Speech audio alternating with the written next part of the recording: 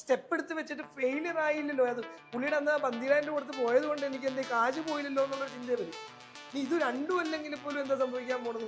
നിങ്ങൾ വേറെ ഒരുത്തൻ നിങ്ങൾക്ക് കൃത്യമായിട്ട് നിങ്ങളുടെ ഫാമിലിയിലോ അവരോട് സീരിയസ് ആയിട്ട് അവൻ ചെയ്യാനുള്ളവരോട് പറയും, ഞാൻ പലതരത്തും പോയി, കണ്ടതിൽ ഏറ്റവും ബെസ്റ്റ് ഇന്നവരാണ്, ഞാൻ റെക്കമെൻഡ് ചെയ്യുവാണ്, നീ ഒന്ന് പോയി അത് അറ്റൻഡ് ചെയ്തിട്ട് തുടങ്ങുന്നത് നന്നായിരിക്കും എന്ന് നിങ്ങൾ വേറൊരാളോടാണേലും പറയുക എന്നുള്ളതാണ് നമ്മുടെ ആവശ്യം.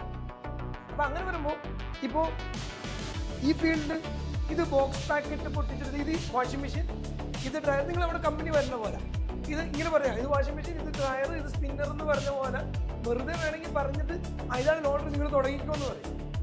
ഞാൻ പറയുന്നതല്ല, ഞാൻ പറയുന്നത് നിങ്ങൾ എന്താണെന്ന് നിങ്ങളെ എക്സ്പെരിമെന്റ് ചെയ്യുക, നിങ്ങൾ തന്നെ ട്രയൽ അടിച്ച് നോക്കുക.